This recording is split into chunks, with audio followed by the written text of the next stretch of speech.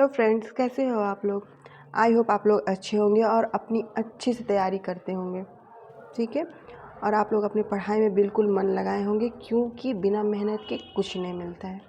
इसलिए हम लोग आज बिना देरी किए अपने टॉपिक पे आते हैं, क्योंकि बिहार शिक्षक भर्ती में मोस्ट इम्पॉर्टेंट है कौन सा, हड़प्पा सभ्यता की खोज। ठीक है। तथा उसकी मैं संपूर्ण जानकारी आप लोग को दूंगी। मैंने इससे पहले भी एक वीडियो बनाया था सिंधु घाटी सभ्यता से। ठीक है, जिन लोगों ने नहीं देखा है वो देख लीजिए, क्योंकि मैं उसमें बहुत डिटेल से मैंने बताया है। और इसमें आज मैं आपको संक्षेप में बताऊंगी, हर एक पॉइंट संक्षेप में बताऊंगी और आपके माइंड में दिखेगा, फिक्स हो जाएगा। इसलिए आप लोग बिना वीडियो स्किप किए लगातार बने रहिए। और जिन लोगों ने सब्सक्राइब नहीं किया, सब्सक्राइब कर लें, बेल आइकन को प्रेस करें और लाइक एंड शेयर करना बिल्कुल ना भूलें। तो हम लोग जान जाएं कि हड़प्पा सभ्यता है क्या, उसके बारे में कुछ जान जाएं। ठीक। तो देखिए, सिंधु घाटी सभ्यता प्राचीन भारत की सभ्यता है। जो सिंधु घाटी सभ्यता है इसी को हड़प्पा सभ्यता भी कहते हैं। याद रखिएगा, इसमें कंफ्यूज नहीं होना है। ठीक है। तो जो सिंधु घाटी की सभ्यता है यह सबसे प्राचीन सभ्यता है।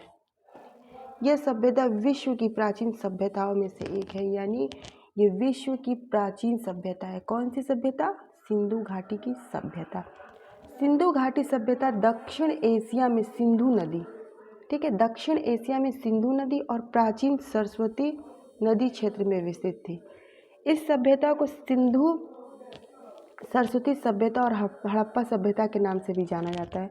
यानी देखिए, ये जो सभ्यता है ये सिंधु नदी के किनारे विकसित थी दक्षिण एशिया में, इसलिए इसको सिंधु सभ्यता के नाम से जाना जाता है। और प्राचीन सरस्वती नदी क्षेत्र में भी विस्तृत थी, तो इसलिए इस सभ्यता को सिंधु सरस्वती सभ्यता और हड़प्पा सभ्यता के नाम से भी जाना जाता है।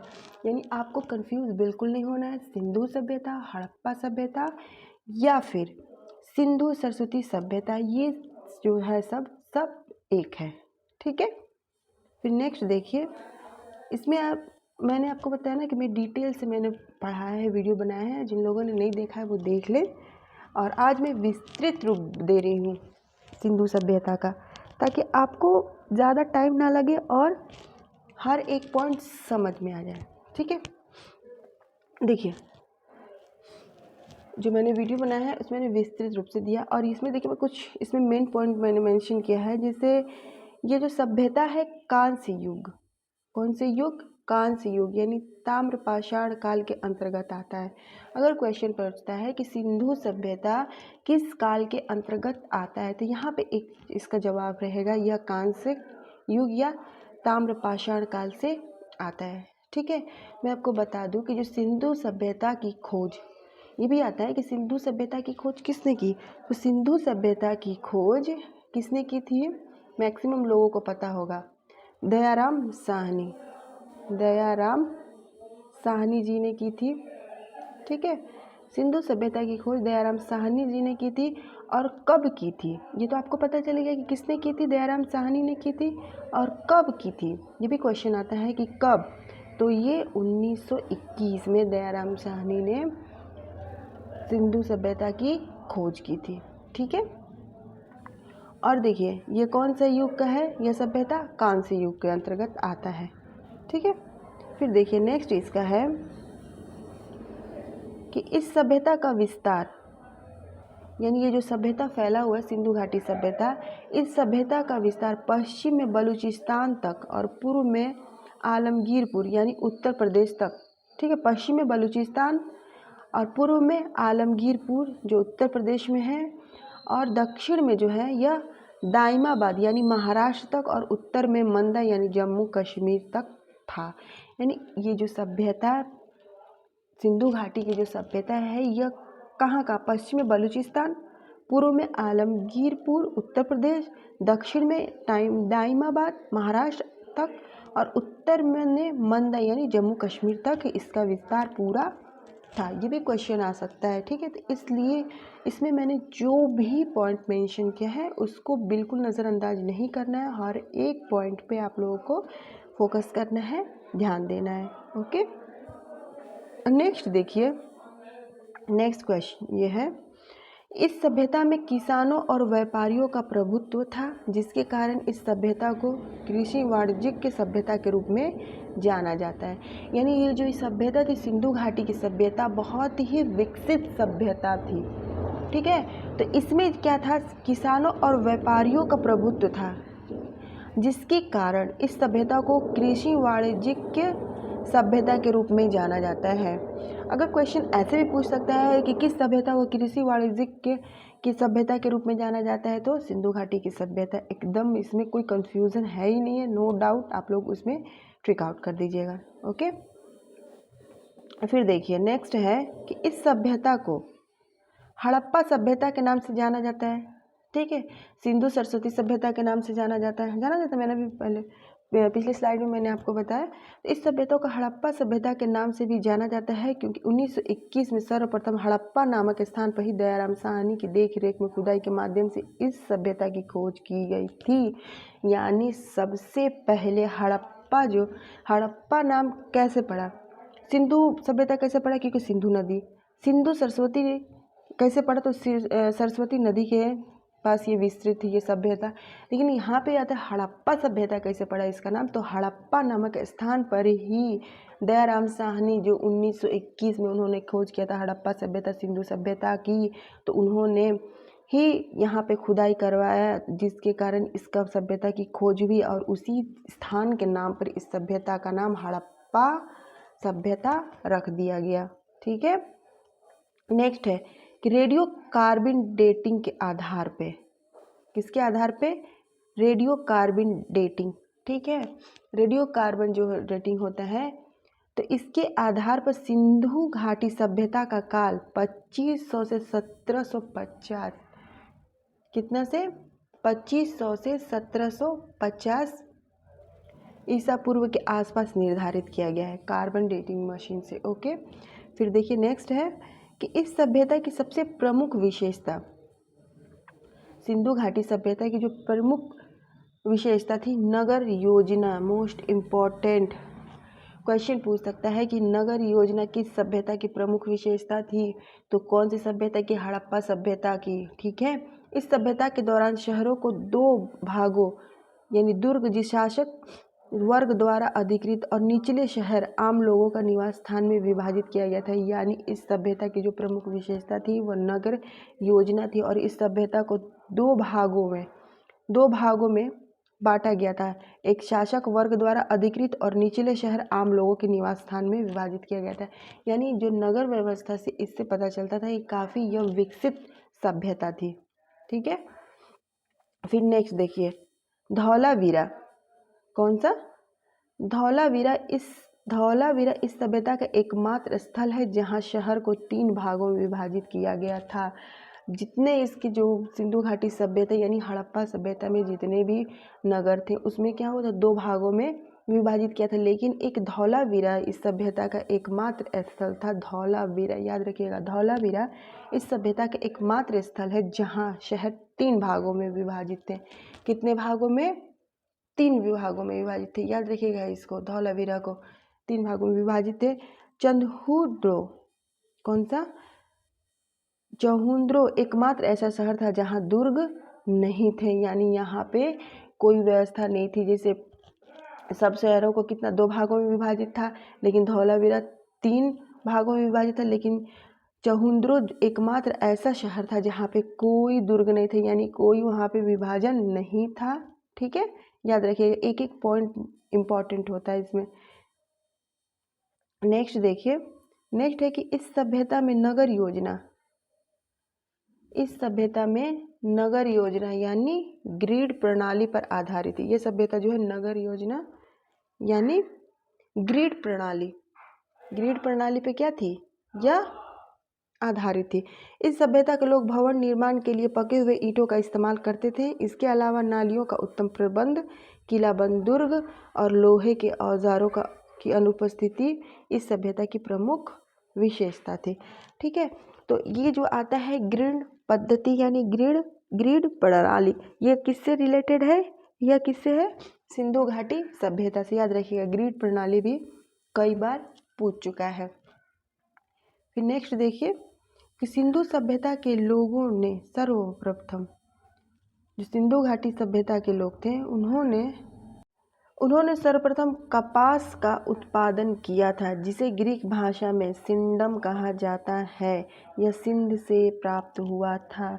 यानी सिंधु घाटी सभ्यता के लोगों ने सर्वप्रथम कपास का उत्पादन किया था।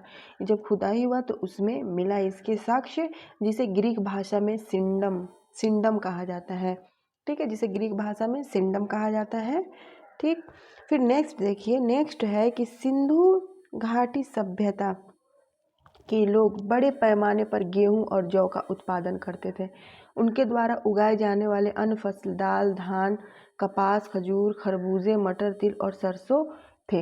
यानी सिंधु घाटी सभ्यता के लोग कृषि प्रधान थे। इससे यही पता चलता है वो उनका टोटल जो जीवन यापन था वह कृषि पर आधारित था, कृषि और व्यापार पर। तो देखिए, सिंधु घाटी सभ्यता के लोग बड़े पैमाने पर गेहूं और जौ का उत्पादन करते थे। यानी उनका मुख्य जो फसल था वह गेहूँ और जौ था। याद रखिएगा, मैं आपको स्टोरी की तरह, कहानी की तरह इसलिए मैं सिंधु घाटी सभ्यता को बता रही हूँ, ताकि आप लोग को समझने में क्या हो, आसानी हो। और वीडियो बिना स्किप किए देखिए, ताकि आपको हर एक पॉइंट में डाउट ना हो और आसानी से समझ में आए। और मैं फिर ये बोल रही हूँ कि जिन लोगों ने सब्सक्राइब नहीं किया, सब्सक्राइब कर ले, क्योंकि आप लोग का ही फ़ायदा है। और नज़रअंदाज बिल्कुल नहीं करना है, कोई भी क्वेश्चन को नज़रअंदाज नहीं करना है। आप लोग 100% दीजिए अपना। 90% तो मेहनत कर लेते हैं, लेकिन 10% में आप लोग सुस्त हो जाते हैं, और वही 10% आप लोग को ले डूबता है। इसलिए 10% को भी करिए। जहाँ पे हम 4 घंटा पढ़ते हैं, 5 घंटा पढ़ते हैं, उसमें थोड़ा और पढ़ लेंगे तो क्या होगा, इससे ये होगा कि जो हमारा जो लक्ष्य है वो हमें मिल जाएगा। ठीक है, तो इतना समझ में आ गया आप लोग को। आप लोग सब्सक्राइब ज़रूर करें और लाइक करना बिल्कुल ना भूलें। तो देखिए, बड़े पैमाने पर गेहूं और जौ का उत्पादन करते थे। उनके द्वारा उगाए जाने वाले अन्य फसल, गेहूं और जौ का तो उत्पादन बड़े पैमाने पर करते थे, लेकिन उसके अलावा भी वो लोग किसका उत्पादन करते थे? दाल, धान, कपास, खजूर, खरबूजे, मटर, तिल और सरसों के भी उत्पादन किया करते थे। नेक्स्ट है, इस काल में ज्ञात पशुओं में, यानी उस समय पशुओं में बैल, भेड़, भैंस, बकरी, सूअर, हाथी, कुत्ता, बिल्ली, गधा और ऊंट प्रमुख थे। यानी साक्ष्य मिले हैं कि उसमें क्या थे? बैल, भेड़, भैंस, बकरी, ये सब क्या थे? ये सब वहाँ के प्रमुख पशु थे। इस सभ्यता का सबसे महत्वपूर्ण पशु बिना कुबड़ वाले बैल या एक सींग वाला गेंडा था। यानी देखिए, क्वेश्चन यहाँ पे बनता है बहुत इम्पोर्टेंट। ठीक है, तो क्वेश्चन बनता है कि किस सभ्यता के लोग बिना कुबड़ वाले बैल एवं एक सींग वाले गेंडे को पूजनीय मानते थे? ठीक है, तो सिंधु घाटी सभ्यता के लोग बिना कुबड़ वाले बैल और एक सींग वाले गेंडा को पूजनीय मानते थे। नेक्स्ट है कि इस सभ्यता के दौरान बाह्य यानी बाहरी और आंतरिक अंदर के व्यापार विकसित अवस्था में था, लेकिन भुगतान वस्तु विनिमय प्रणाली द्वारा होता था। यानी मैंने आपको जिससे बताया कि सिंधु घाटी सभ्यता कृषि प्रधान और व्यापार पे क्या था? आश्रित था। लेकिन उस टाइम में जो आंतरिक व्यापार या बाह्य व्यापार जो भी था, उसमें मुद्रा नहीं थी। वह सामान का आदान प्रदान करके क्या करते थे? व्यापार करते थे। यानी भी किसी चीज़ को बनाते थे, अगर वो देते हैं तो उसके बदले अनाज लें या फिर कोई चीज़ लें। यानी उसका जो मेन भुगतान करने का जो जरिया था वो वस्तु विनिमय प्रणाली थी, यानी वस्तुओं को दे करके सामान लेना। ठीक है, यह सिंधु घाटी सभ्यता की एक प्रमुख विशेषता है। फिर देखिए, नेक्स्ट है कि इस सभ्यता के लोगों ने स्वतः ही वजन और माप प्रणाली को विकसित की थी, जो 16 के अनुपात में थी। यानी सभ्यता के लोगों को यह ज्ञान हो चुका था कि किसी भी चीज़ को वजन कैसे किया जाता है या किसी चीज़ की माप कैसे ली जाती है, और उसका अनुपात क्या था? 16 के अनुपात में थी। याद रखिए, किस सभ्यता के सिंधु घाटी सभ्यता में, क्वेश्चन ऐसे पूछ सकता है कि सिंधु घाटी सभ्यता में वजन और माप प्रणाली विकसित थी, वह किस अनुपात में थी? तो वह 16 के अनुपात में थी। ठीक है, फिर देखिए, नेक्स्ट है कि शवों को दफनाने या जलाने का काम उत्तर दक्षिण दिशा में किया जाता था। यानी शवों को अगर दफनाया जाता था या फिर जलाया जाता था तो उसका काम उत्तर से दक्षिण दिशा में किया जाता था। ये उत्तर या दक्षिण दिशा में करके उन्हें दफनाया जाता था या फिर जलाया जाता था। ठीक है, फिर देखिए नेक्स्ट है, देखिए मैं पॉइंट वाइज इसमें इसलिए मेंशन की हूँ कि ताकि कोई भी कंफ्यूजन ना हो और आसानी से समझ में आए। फिर ध्यान दीजिए कि हड़प्पा संस्कृति की सबसे कलात्मक कृति शैलखड़ी की मोहरें हैं। देखिए शैलखड़ी इसमें ऐड किया, शैलखड़ी की मोहरें बिल्कुल भूलना नहीं है। हड़प्पा संस्कृति की कलात्मक कृति में शैलखड़ी की मोहरें आती हैं। हड़प्पा कालीन लिपि चित्रात्मक थी लेकिन अभी तक इसे पढ़ा नहीं जा सका है। यानी हड़प्पा कालीन की जो लिपि थी वो चित्रात्मक थी, चित्रों के द्वारा अपने बातों को पहुंचाया जाता था। अपने मन की बात या फिर कोई व्याख्या करना हो तो चित्रों के द्वारा किया जाता था। लेकिन ये जो चित्रात्मक लिपि जो थी वो आज तक उसको पढ़ा नहीं जा सका है। इस लिपि में पहली पंक्ति दाएं से बाएं और दूसरी पंक्ति बाएं से दाएं लिखी जाती थी। यानी जो चित्रात्मक लिपि थी हड़प्पा कालीन की, तो इसमें जो पहली पंक्ति जो लिखा जाता था, ठीक है, जो पहली पंक्ति लिखा जाता था वो दाएं से बाएं ऐसे, और जो फिर दूसरी जो पंक्ति होती थी वह बाएं से दाएं इधर से, फिर ऐसे करके, यानी दाएं से बाएं बाएं से दाएं ऐसे करके लिखी जाती थी। इस शैली को सर्प लेखन कहा जाता है। इस शैली को क्या, कौन सी शैली, जो हड़प्पा कालीन में जो चित्रलिपि जो थी, जो चित्रात्मक व्याख्या करते थे लोग, तो वो कैसे दाएं से बाएं, फिर बाएं से दाएं, फिर दाएं से बाएं, मतलब हम लोग लिखते इधर से लिखेंगे तो ऐसे लिखते जाएंगे, लेकिन ऐसा नहीं था। उसमें क्या था, दाएं से बाएं, बाएं से दाएं। तो जो ये लिपि थी, तो इस शैली को क्या कहा जाता था, सर्पलेखन, ठीक है, बस्टोफेंडोन कहा जाता था। ओके, कोई डाउट हो तो ज़रूर आप लोग कमेंट्स करें, और लाइक शेयर करना बिल्कुल ना भूलें, और सब्सक्राइब तो आप लोग कर ही लें क्योंकि आप ही लोग का फ़ायदा है। फिर देखिए नेक्स्ट है कि सिंधु घाटी सभ्यता की खुदाई से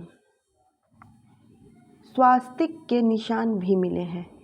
ठीक है, यानी सिंधु घाटी सभ्यता की खुदाई से स्वास्तिक के निशान भी मिले हैं। यानी सिंधु घाटी सभ्यता के लोग मूर्ति पूजा करते थे, ठीक है, भगवान पे यकीन करते थे, या उस वक्त स्वास्तिक के निशान मिले हैं। ओके, फिर देखिए मूर्तियों के माध्यम से पता चलता है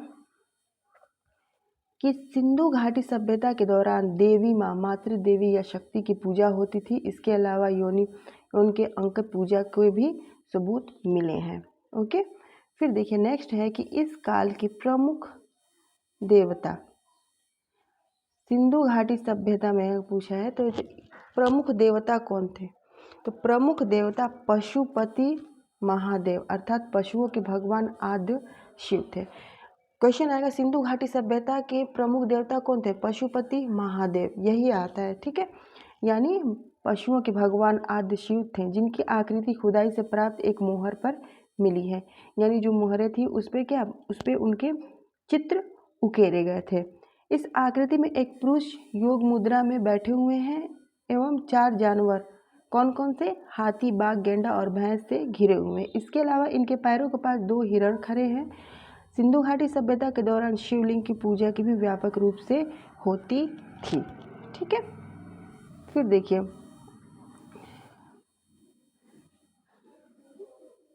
इस काल के लोगों का मुख्य व्यवसाय कताई, बुनाई, नाव बनाना, सोने के आभूषण बनाना, मिट्टी के बर्तन बनाना और मोहरें बनाना था। यानी इससे ये पता चलता है कि सिंधु घाटी सभ्यता के जो सभ्यता थी वो काफ़ी विकसित सभ्यता थी। अब हम लोग कुछ प्रश्न जान जाए हड़प्पा सभ्यता से। उतना तो मैंने संक्षेप में आपको बता दिया, हड़प्पा सभ्यता से रिलेटेड जितने भी मेन पॉइंट थे मैंने बता दिया। अब देखिए आप लोगों ने कितना समझा, आपका माइंड कितना कैप्चर किया है, वो चीज़ पर हम लोग आज अभी क्या करते हैं, देखते हैं कि कितना आप लोगों को समझ में आया है। उससे रिलेटेड क्वेश्चन है इसमें, हड़प्पा सभ्यता सिंधु घाटी सभ्यता में कुछ प्रश्न है। तो पहला क्वेश्चन है कि 1921 में राय बहादुर दयाराम साहनी के द्वारा किस स्थल पर खुदाई की गई थी, किस पे, हड़प्पा पे की गई थी, तभी तो उस सभ्यता का नाम हड़प्पा सभ्यता भी पड़ा, सिंधु घाटी सभ्यता का नाम। ठीक है, दयाराम साहनी को याद रखिएगा, मोस्ट इम्पॉर्टेंट है ये।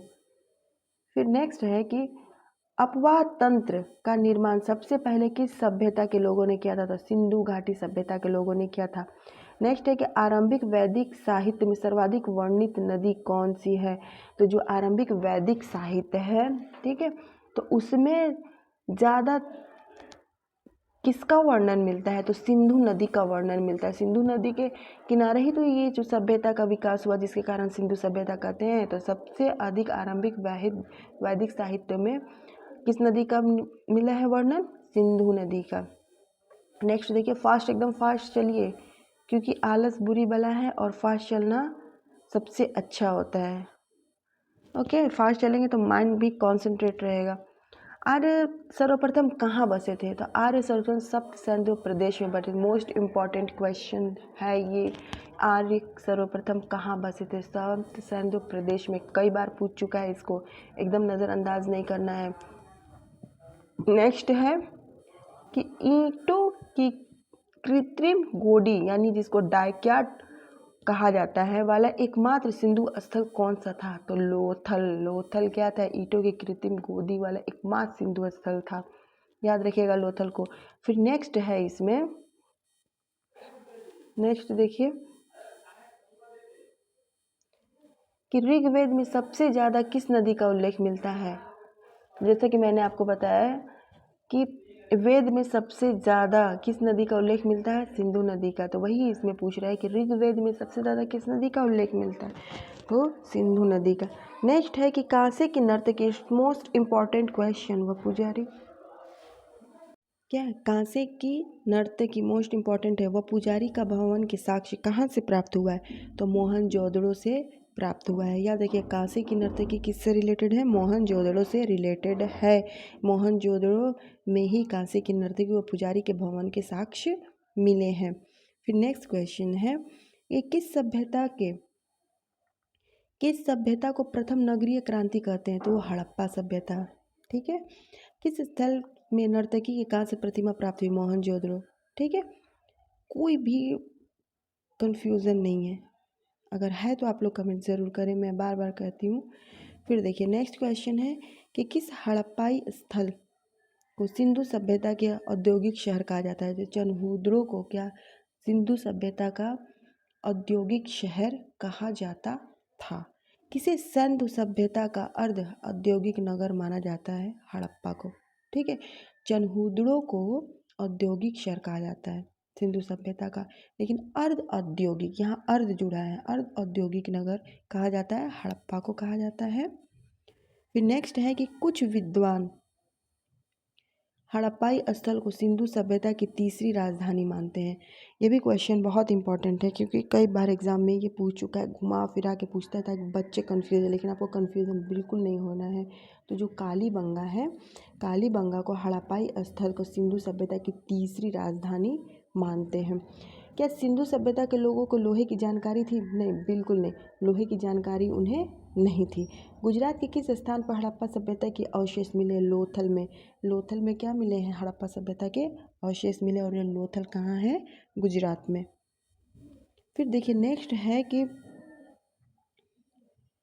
गोदीबाड़ा किस हड़प्पा स्थल से प्राप्त हुआ है? तो लोथल से। लोथल कहाँ है? गुजरात में। धातु से बने सिक्के सबसे पहले कहाँ पाए गए थे? हड़प्पा सभ्यता में धातु से बने सिक्के सर्वप्रथम हड़प्पा सभ्यता में पाए गए थे। फिर देखिए, नेक्स्ट है कि पशुपति शिव की मोहर कहाँ पाई गई थी? जैसे कि मैंने बताया, कहाँ पाई गई थी? मोहनजोदड़ो में पशुपति शिव की मोहर, जिसमें 4 जानवर थे, 2 हिरण सामने खड़े थे। ठीक है, तो पैमानों की खोज ने यह सिद्ध कर दिया कि सिंधु घाटी के लोग माप तौल से परिचित थे। यह खोज कहाँ से प्राप्त हुई? हड़प्पा से। जिसे 16 के अनुपात में करते थे ना, मैंने बताया था अभी, तो वही है। तो माप तौल की जो खोज कहाँ हुई थी? हड़प्पा में।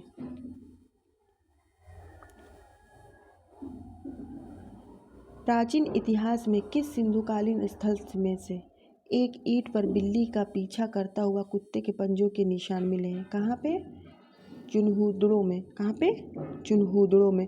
प्राचीन इतिहास में किस सिंधुकालीन स्थल से, सेम है, इसमें हो गया है मिसप्रिंट।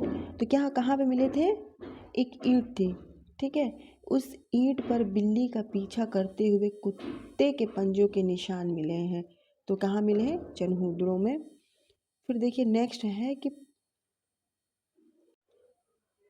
है कि प्राचीन इतिहास में सिंधु घाटी के लोग किस में विश्वास करते थे? मातृशक्ति में, यानी देवी की उपासना करते थे। नेक्स्ट है कि प्राचीन नगर तक्षशिला किन नदियों के बीच स्थित है? सिंधु और झेलम नदी के बीच जो प्राचीन नगर तक्षशिला है वह स्थित है। ठीक है, फटाफट करिए आप लोग, एकदम रुकना नहीं है। नेक्स्ट है कि प्राचीन सिंधु सभ्यता कहाँ तक विस्तृत थी? तो पंजाब, राजस्थान, गुजरात, उत्तर प्रदेश, हरियाणा, सिंध और बलूचिस्तान में क्या है, ये सिंधु सभ्यता विस्तृत थी। नेक्स्ट है कि फास्ट, एकदम फास्ट। नेक्स्ट है कि प्राचीन सिंधु सभ्यता कालीन के हड़प्पा लोग अपने नगरों व घरों के विन्यास के लिए कौन सी पद्धति अपनाते थे? ग्रिड पद्धति। याद रखिएगा, ग्रिड सिस्टम जो है ना वो सिंधु घाटी सभ्यता के लोग अपनाते थे। इससे भी क्वेश्चन आ सकता है कि किस सभ्यता के लोग ग्रिड पद्धति अपनाते थे, या फिर सिंधु सभ्यता के लोग कौन सी पद्धति अपनाते थे? तो ग्रिड पद्धति। कैसे भी घुमा के क्वेश्चन कर देगा, इसलिए एक एक क्वेश्चन को समझना ज़रूरी है। फिर देखिए नेक्स्ट है कि प्राचीन सिंधु सभ्यता में वृहद स्नानागार कहाँ पाया गया? तो मोहनजोदड़ो में। मोहनजोदड़ो में जो वृहद स्नानागार पाया गया है। भारत का सबसे बड़ा हड़प्पाई नगर कौन था? तो धोलावीरा जो है वो भारत का सबसे बड़ा, यानी ये भारत में पड़ता है धोलावीरा, ये सबसे बड़ा क्या है? हड़प्पाई नगर। ठीक है, भारत में आर्य सर्वप्रथम, क्वेश्चन को ध्यान से देखिएगा, भारत में आर्य सर्वप्रथम कहाँ आकर बसे थे? सिंधु घाटी सभ्यता में। भारत में जब आर्य आए थे तो वो सबसे पहले सिंधु घाटी में बसे थे। भारत का सबसे बड़ा हड़प्पाई नगर कौन सा है? धोलावीरा। फिर देखिए नेक्स्ट है कि भारत में आर्य सर्वप्रथम आकर बसे थे सिंधु घाटी में, ये क्लियर हो गया।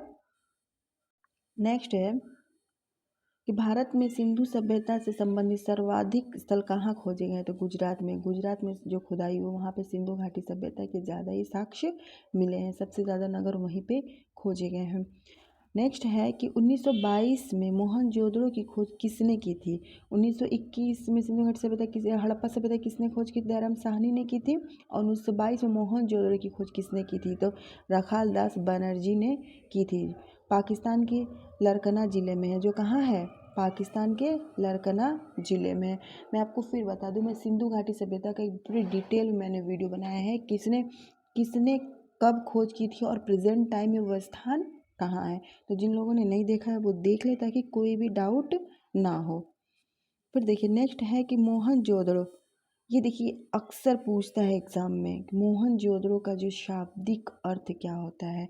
तो मोहनजोदड़ो का अर्थ होता है मृतकों का टीला, यानी मरे लोगों का टीला। ओके, याद रखिएगा, मोहनजोदड़ो का अर्थ जो होता है मृतकों का टीला। में बार बार जो क्वेश्चन इंपॉर्टेंट होता है मैं उस पर ज़्यादा फोकस करती हूँ, ताकि आप लोग के माइंड में फिक्स हो जाए। और ये जो लोगों को समझ में नहीं आया है वो 2 से 3 बार देखेंगे तो बिल्कुल समझ में आ जाएगा। और मैं यकीन के साथ कहती हूँ कि आप लोग को रटने की ज़रूरत नहीं पड़ेगी। और जो आप लोग को लग रहा है कि इम्पॉर्टेंट है या फिर इसको नोट करना चाहिए, तो आप लोग नोट्स भी साथ में बनाइए, वो आपके फ़ायदे के लिए रहेगा।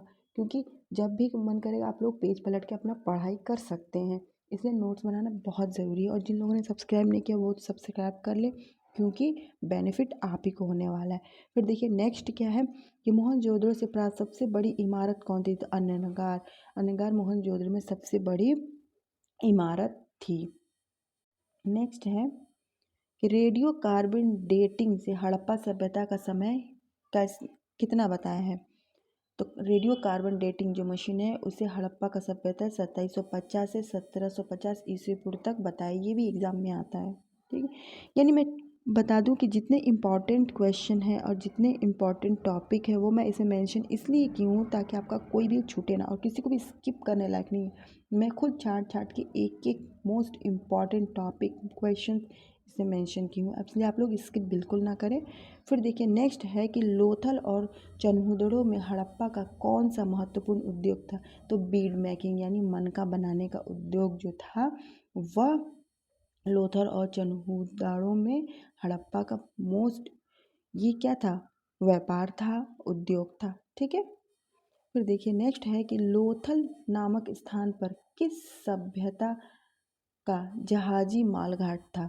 यानी लोथल जो स्थान था उसमें किस सभ्यता का जहाजी मालघाट था? यानी सिंधु घाटी का। सबसे पहले सिंधु सभ्यता के काल का निर्धारण किसने किया था? तो जॉन मार्शल ने सबसे पहले ये जॉन मार्शल थे, इन्होंने सबसे पहले सिंधु सभ्यता का क्या किया था, काल का निर्धारण किया था, यानी ये 2400 ईसा पूर्व से 1700 ईसा पूर्व मानी गई है। ठीक है, फिर उसके बाद से नेक्स्ट देखिए कि सिंधु सभ्यता के अवशेष प्राप्त लोगों का प्रमुख धंधा क्या था, कृषि। यानी सिंधु सभ्यता के जो लोग थे वो कृषि पर आधारित थे, व्यापार पे आधारित थे, लेकिन प्रमुखता क्या थी, कृषि थी। जौ, कपास, ठीक है, गेहूँ, इन सबों की क्या करते थे, खेती करते थे, प्रधानता थी कृषि में। नेक्स्ट है कि सिंधु सभ्यता के उत्तर व दक्षिण बिंदुओं के बीच की दूरी कितनी है, तो 1400 किलोमीटर है, याद रखिएगा। फिर देखिए नेक्स्ट है कि सिंधु के घर किसके बनाए जाते थे, तो ईंट के बनाए जाते थे। सिंधु घाटी सभ्यता काफ़ी विकसित सभ्यता थी, ठीक है, तो उस वक्त के जो घर थे वो पकी हुई ईंटों से बनाए जाते थे। नेक्स्ट है कि सिंधु घाटी निवासियों को किस धातु का ज्ञान नहीं था, तो सिंधु घाटी से लोहे का ज्ञान नहीं था, ठीक है, कांसे का ज्ञान था ना, मैंने बताया अभी, इसलिए उसको कांस्य युग भी कहा जाता है सिंधु घाटी सभ्यता को। सिंधु घाटी सभ्यता कुल क्षेत्रफल कितना है, तो सिंधु घाटी सभ्यता का कुल क्षेत्रफल 12,99,600 किलोमीटर है। ओके, फिर देखिए ये पढ़ाई को बिल्कुल बोझ नहीं समझना है, एकदम इजी वे में पढ़ना है। इजी वे में कूल माइंड में पढ़ेंगे, हर एक चीज़ आपके माइंड में फिक्स होगी, एकदम बर्डन नहीं समझना है। देखिए नेक्स्ट है कि सिंधु घाटी सभ्यता का कौन सा स्थान भारत में स्थित है, तो जो लोथल है जो गुजरात में है वो क्या है, सिंधु घाटी सभ्यता का स्थान जो है भारत में स्थित है। सिंधु घाटी सभ्यता का सबसे अधिक दक्षिणी पुरास्थल कौन सा है, तो दाइमाबाद, अहमदनगर और महाराष्ट्र, ठीक है। मैं संक्षेप में इसलिए बता रही हूँ क्योंकि मैं डिटेल में इसको बता चुकी हूँ, और अभी डिटेल में ज़्यादा बताऊँगी तो ज़्यादा ही क्वेश्चन, ये जो वीडियो है लंबा हो जाएगा, इसलिए आप लोगों जिस लोगों ने नहीं देखा है वो देख लें। सिंधु घाटी सभ्यता का डिटेल में मैंने वीडियो बनाया है। और देखिए नेक्स्ट क्वेश्चन है, सिंधु घाटी सभ्यता का सबसे अधिक पूर्वी पुरास्थल कौन सा था, तो आलमगीरपुर जो मेरठ उत्तर प्रदेश में है। फिर देखिए नेक्स्ट है कि सिंधु सभ्यता की प्रमुख विशेषता क्या थी, नगर सभ्यता। याद रखिएगा सिंधु घाटी की प्रमुख विशेषता क्या थी, तो नगरीय व्यवस्था, यानी नगर सभ्यता थी। नगरीय व्यवस्था भी कर सकता है, तो आपको कंफ्यूज नहीं होना है, वही उसका राइट आंसर होगा। फिर नेक्स्ट है कि सिंधु घाटी सभ्यता की विकसित अवस्था में किस स्थल से घरों के अवशेष मिले हैं, तो मोहनजोदड़ो, ठीक है। फिर नेक्स्ट है कि सिंधु घाटी सभ्यता के लोग किस देवी की पूजा करते थे, मातृ देवी की, ठीक है। फिर नेक्स्ट है कि सिंधु सभ्यता के लोगों की प्रमुख फसल कौन थी, गेहूं और जौ। प्रमुख फसल कौन था, गेहूं और जौ, याद रखिएगा। सिंधु घाटी सभ्यता के लोगों की लिपि कैसी थी, भाव चित्रात्मक, ठीक है, चित्रात्मक, जिस वो ये जो चित्रात्मक लिपि थी वो दाएं से बाएं, फिर बाएं से दाएं, फिर दाएं से बाएं लिखी जाती थी, ठीक है, जिसे सर्प लिपि भी कहा जाता है। फिर नेक्स्ट है कि सिंधु घाटी स्थल कालीबंगा किस प्रदेश में स्थित है, तो जो सिंधु घाटी स्थल कालीबंगा है वह राजस्थान में स्थित है। सिंधु सभ्यता का नाम सिंधु सभ्यता क्यों पड़ा, क्योंकि सिंधु नदी के किनारे स्थित होने के कारण इसका नाम क्या पड़ गया, सिंधु सभ्यता पड़ गया। और सबसे पहले हड़प्पा में इसकी दयाराम साहनी ने 1921 में खुदाई की थी हड़प्पा नामक स्थान पर, तो इसलिए इस सभ्यता का नाम हड़प्पा सभ्यता भी पड़ गया, ठीक है। फिर देखिए नेक्स्ट है कि सिंधु सभ्यता का पत्तन नगर यानी बंदरगाह कौन सा, तो लोथल जो गुजरात में प्रेजेंट टाइम है, ठीक है। तो ये रहा आपका संक्षिप्त में, मैंने सिंधु घाटी सभ्यता से रिलेटेड मैंने आपको संक्षिप्त में पढ़ाया और उससे रिलेटेड 50 क्वेश्चन मैंने किया, ठीक है। तो आप लोग को बिल्कुल भी बर्डन फील नहीं करना है और आराम से पढ़ना है, इजी वे में पढ़ना है। और जिन लोगों ने सब्सक्राइब नहीं किया है वो लोग सब्सक्राइब ज़रूर कर ले और बेल आइकन को प्रेस करें और लाइक शेयर करना बिल्कुल ना भूलें, क्योंकि मैं थोड़े से में ज़्यादा पढ़ाती हूँ, मीन्स गागर में सागर भरती हूँ, इसलिए थोड़े से में आप लोग पढ़ना सीखिए, टाइम बिल्कुल बर्बाद नहीं करिए। जो समय होता है बहुत मूल्यवान होता है, इसलिए बिना देरी के पढ़ाई में लग जाइए और अपना 100% पढ़ाई में दीजिए और एक सरकारी सीट अपनी मुट्ठी में करिए। आप चाह लेंगे, ठान लेंगे तो आप कर सकते हैं। फिर मिलते हैं नेक्स्ट वीडियो में, तब तक के लिए टेक केयर, जय हिंद एंड गुड बाय।